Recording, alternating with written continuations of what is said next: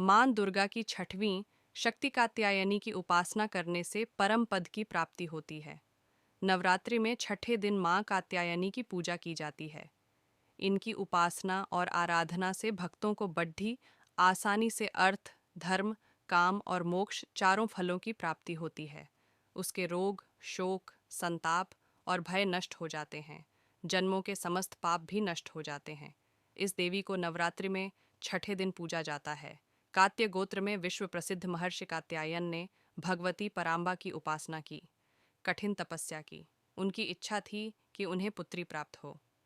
मां भगवती ने उनके घर पुत्री के रूप में जन्म लिया, इसलिए यह देवी कात्यायनी कहलाईं।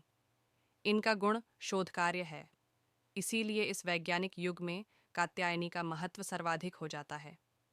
इनकी कृपा से ही सारे कार्य पूरे जो जाते हैं। ये वैद्यनाथ नामक स्थान पर प्रकट होकर पूजी गईं।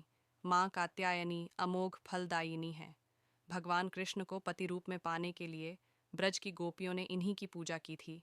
ये पूजा कालिंदी यमुना के तट पर की गई थी, इसीलिए ये ब्रजमंडल की अधिष्ठात्री देवी के रूप में प्रतिष्ठित हैं। इनका स्वरूप अत्यंत भव्य और दिव्य है। ये स्वर्ण के समान चमकीली हैं और भास्वर हैं। इनकी 4 भुजाएं हैं।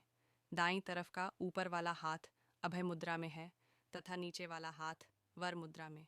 माँ के बाईं तरफ के ऊपर वाले हाथ में तलवार है व नीचे वाले हाथ में कमल का फूल सुशोभित है। इनका वाहन भी सिंह है।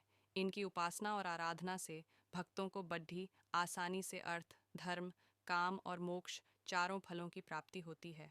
उसके रोग, शोक, संताप और भय नष्ट हो जाते हैं। जन्मों के समस्त पाप भी नष्ट हो जाते हैं।